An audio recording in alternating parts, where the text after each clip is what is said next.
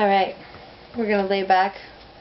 I'm going to chill back and relax a little bit. I'm going to try to do a couple videos while I have the energy to do it. And it's all in my brain. Welcome back to the LimeWire. It's good to have you back. I'm Samantha May. And here we are, again, doing another video. Woo!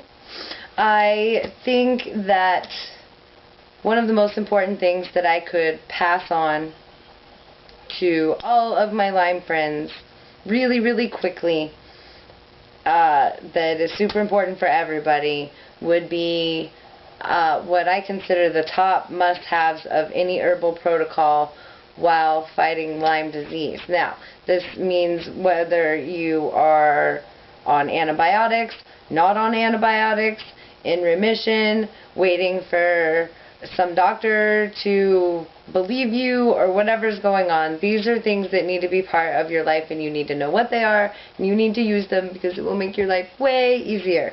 So right off the bat, first, this information I got from a group on Facebook called Lyme Disease Group. Lyme Disease Group.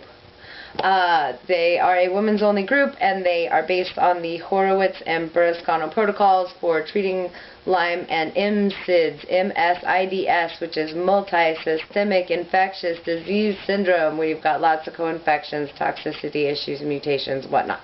So, the very first top of the list for any Lyme disease to be practicing in their vitamin supplements is you need to make sure that you have a digestible form of magnesium.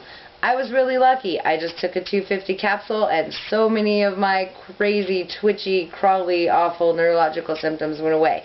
Other people who are having digestive problems are going to probably need liquid forms.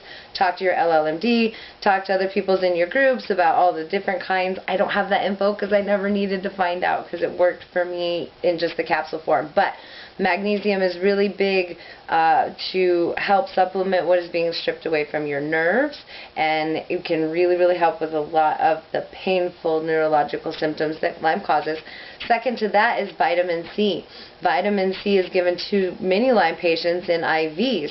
If that's something you can do, you really might want to look into it. Vitamin C is the very first step in boosting your immunity, and your immune cells, your white blood cells, are what is actually going in and killing Lyme disease. So anything you can do to aid that, you need to act like you have the flu, you need to be taking your airborne, you need to be drinking your vitamin, or your orange juice, you need to be taking a vitamin C gummy of some sort, or gummy, or a capsule, or a powder, or however you want to do it, it needs to be in there. The other one that is absolute top of my list, Epsom salt. There's actual science behind Epsom salt. It does actually get the magnesium into your body, and it does seem to open up the detox pathways to clarify everything out of your body. Important note on any bath or detox: anything over 98 degrees in a sustained period in a shower or a bath can cause a severe die-off, which can cause a Herx reaction. So when you take a detox Epsom salt bath, it needs to be tested by a thermometer at 98 degrees. If you are sitting in a bath at 102 degrees, that's like going crazy overkill, and you're probably killing bacteria, which is awesome, but you need to detox and know you're going to feel like absolute poop for a couple days from doing it. So Epsom salt baths, absolute must-have, must-do. I don't want to hear anyone complaining about a Herx unless you have already tried that. Two of my top herbs that I was on: turmeric for inflammation and milk thistle. Turmeric, I noticed on the days that I didn't take it, the inflammation in my joints, inflammation in my neck.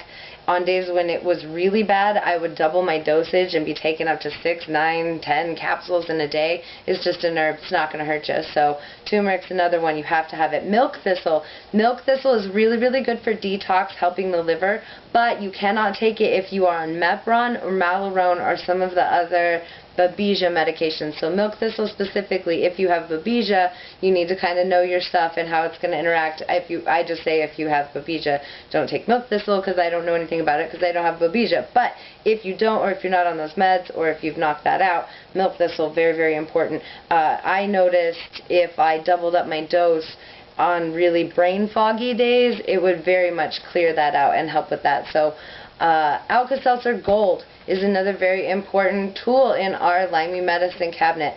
It does have to be gold because that is the one that's actually going to be pulling things and detoxing through your system. Important note on Alka-Seltzer Gold, or any Alka-Seltzer product, you actually only need 1 tab.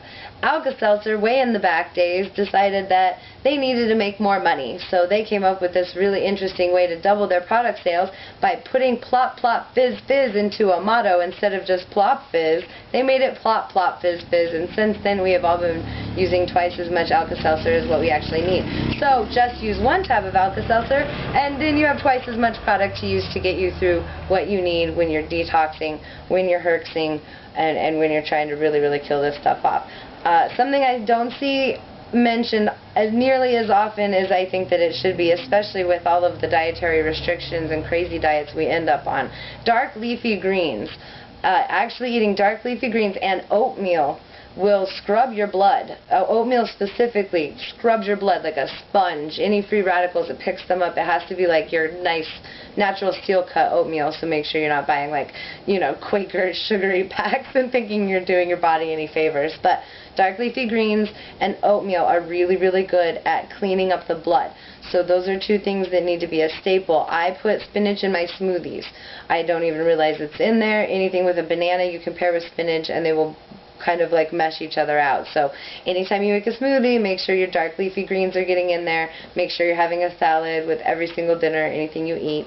And the very last thing that I have on my list would be essential oils. I am using essential oils. Essential oils are a whole video unto themselves, and I'll start by saying I might lose some friends if I make that video, but we'll see. Know your product, know the distillation the distillation process of an essential oil before you purchase. Make sure that you actually see GMAC testing from third-party independent people who are testing companies before you purchase, and make sure that you are using a reputable company. And that's, but all those things considered, even the crap companies and all the other stuff that's out there, essential oils really do work. Using lavender to calm down your nervous system, using lemongrass to give you a little bit of added energy, using the cloves and the peppermints for any kind of muscle contractions or sore muscles, things like that. Absolutely. Essential oils work. Pharmaceutical companies have been synthesizing and ripping off the formulas for 100 years now, so there's no question that they work, and that's definitely something that I think every single person should look into, because even just the aromatherapy benefits alone are definitely an active healing component, and you doing everything that you can to get better and to bring a healthy balance into your life. So that is my Lymie medicine cabinet must-haves. Feel free to comment below, ask any questions, let me know what you think, tell me if there's any other topics you want me to cover, and that is the LimeWire another video, and I still can't believe I'm actually doing this.